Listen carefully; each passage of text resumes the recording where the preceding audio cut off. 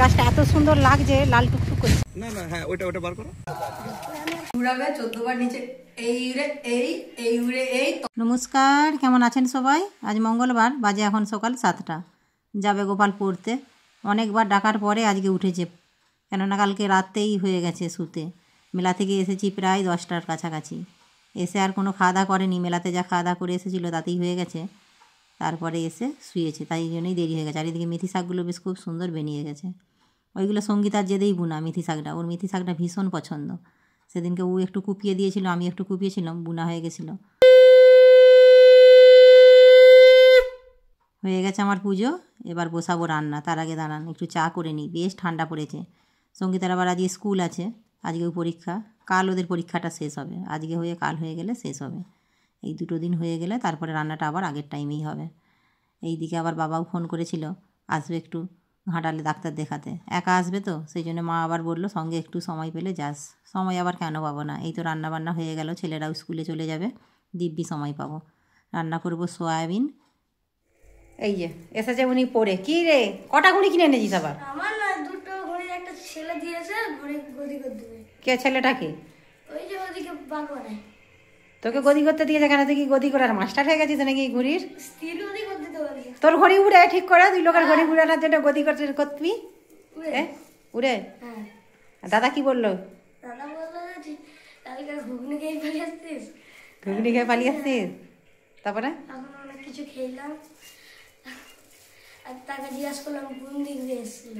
কোন দিক দিয়ে এসছে? সে বন্ধুর দিক দিয়ে এসছে। আচ্ছা ঠিক আছে, ভালো কথা। তুমি এবার ব্যাগটি রেখে কি খাবে বলো, আমি রান্না চাপিয়েছি। আর নিজের নালে স্নান করো।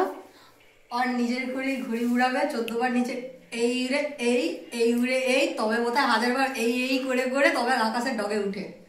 ওকে নাকি ঘুড়ি করে গদি করতে দিয়েছে। না না না না, লে যে ভালো কাজ করে তার ঘরে কোনোদিনও মানে সম্মান থাকেনি, ফাঁকের লোক সম্মান করে, তাই তো গোপাল? ঠিক আছে, ভালো কথা, পরে স্কুল থেকে এসে হবে। তুমি এক কাজ কর, ব্যাগ রেখে স্নানটা করে তৎক্ষণ আমার রান্নাটা হয়ে যাবে। স্কুলটা কিছুতেই গেল না, দেখুন 2 বন্ধু জুটেছে এখন ঘড়ির হচ্ছে গদি করতে। ওই যে ঘুম থেকে দেরি করে উঠেছে, তখন বলেছিলাম যে টিউশন থেকে এসে তারপরে ঘুমাবি, সেইটাই ধরে রেখেছে। কিন্তু ঘুমাচ্ছে কোথায়, ও তো বসেছে খেলতে। আমি আবার যাবো ওদিকে ঘাটাল রান্নাবান্না সেরে। যদি না যাই সঙ্গে করে নিয়ে যাবো, কারণ একাও রেখে যাওয়া যাবে না।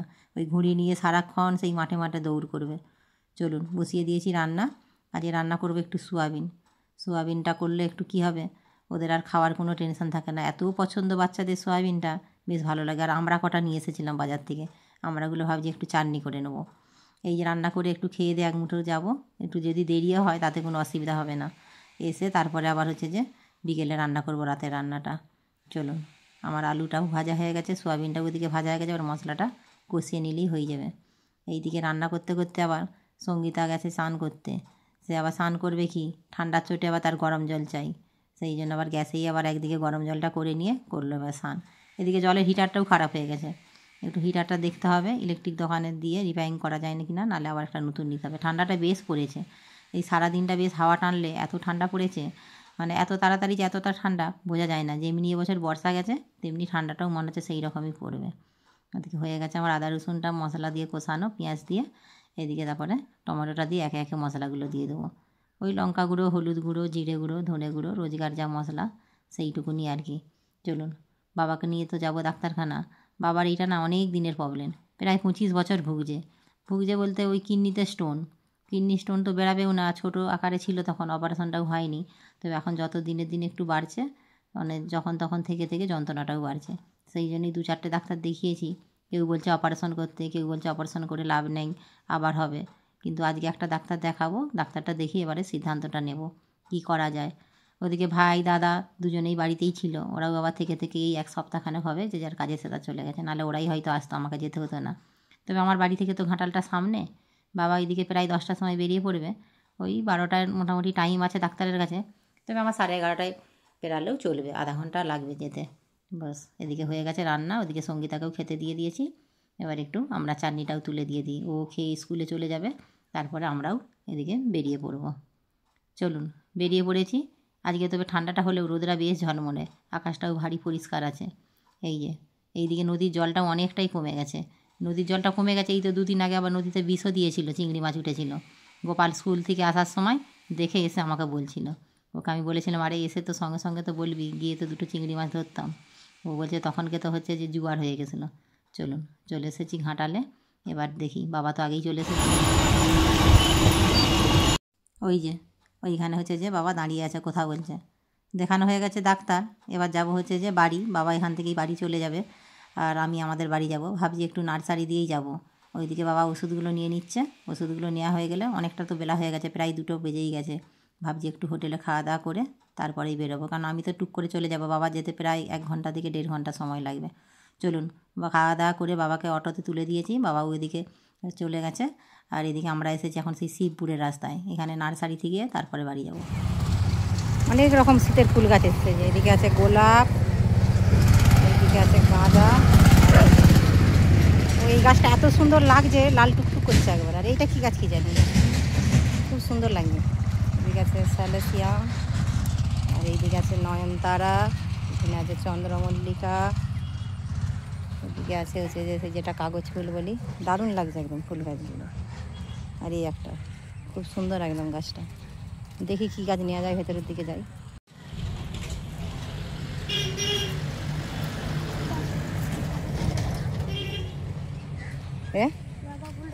কিটা বড় বড় গাঁদা ফুটে গেছে তো। এদিকে আছে টমেটো চারা। টমেটো চারাগুলো কি হাইব্রিড? টমেটো হাইব্রিড আছে। হাইব্রিড? হ্যাঁ, টবের মধ্যে হবে এগুলো? সব টবেই হবে। এখন এই যে পিটুনিয়া এমনি আছে 10 টাকার, আপনি নিতে পারেন। ওইগুলো কি কালার? হ্যাঁ, পিটুনিয়া নেবো। আপনার বেগুনি আছে আর আপনার হচ্ছে যে লাল আছে। আচ্ছা, দুটো 2 কালার মানে দিয়ে দিন। পিটুনিয়া বেগুনি একটা, লাল একটা। আচ্ছা, এইখানে পিটুনিয়া নেবো। ক্যালেন্ডুলা আছে, আপনি হ্যাঁ, অ্যাস্টে আছে, ক্যালেন্ডুলা। ক্যালেন্ডুলা আছে। আর ডালিয়াগুলো চারাগুলো বড্ড ছোট। ডালিয়া কিচ্ছু করার নেই, এখন শীত পড়ে। আমি একটু বড় খুঁজছিলাম। এইরকমই পেটিকে পেটি আসছে। এই তো আজকে বিকেলে আবার ঢুকবে বিকেলবেলা। আমার তো কেনা তো সব একটু বড়র মধ্যে হলে ভালো হতো, এত ছোট চারা বাঁচাতে পারবো? এখন আমিও জেনে তো বলছি শীতটা করুন না, বড় রেডি গাছই এসে যাবে আপনার। কালকেও তো পেলো নি রেডি গাছ। কোনটা? না, ক্যাকটাস নেবো না। এই পাতাবাহারি গাছগুলো বেশ ভারী সুন্দর লাগছে। মানে শীতের সময় তো যেই গাছটাই দেখবেন সেই গাছটাই পছন্দ হয়ে যাবে। আর এইদিকে দেখুন, ও ঝাউ গাছ দুটি ভীষণ পছন্দ। আমার তো অলরেডি 4টে ঝাউ গাছ আছে, ছাদে 2টি, নিচে 2টি। ঝাউ গাছ আর নেবো না, চলুন গোটা কতক টব নিতে হবে। গাছ তো নিয়েছি টুকটুক করে, অনেকগুলোই নেওয়া হয়ে গেছে। এই যে ইনডোর প্ল্যান্ট কতগুলো নিয়েছি, সেইগুলোই লাগানোর জন্য 2-4টে টব নেব। আর আগের ইনডোর প্ল্যান্টও বাড়িতে রয়েছে, সেগুলো এখনও 2টো লাগানো হয়নি, সেটার জন্য টব নেব। এই গাছগুলো ভারী সুন্দর, তবে দাম বেশি। কি ওই কোনটা নিবি? রেডটা দেখ, পিঙ্কটা তো ভালো, পিঙ্ক ভেরিগেটেড রয়েছে একটা। রেডটাও ভালো এই লাগে। পিঙ্কটা বার করো। না না, হ্যাঁ ওটা বার করো। ওটাও ভালো লাগছে, ডবল কালার। হ্যাঁ হ্যাঁ হ্যাঁ, ডাবল কালার। এই তো ওটাও খুব সুন্দর লাগবে। নিয়ে এসে ওইটা নিয়েছি। আমাদের মতো অনেকেই এসেছে এখানে গাছ কিনতে। আর আজকে গাছ তো গাড়ি দিয়ে, এই যে আবার নতুন নতুন গাছও অনেক এসেছে গাড়িতে করে, বড় বড় গাড়িতে করে গাছ এসেছে।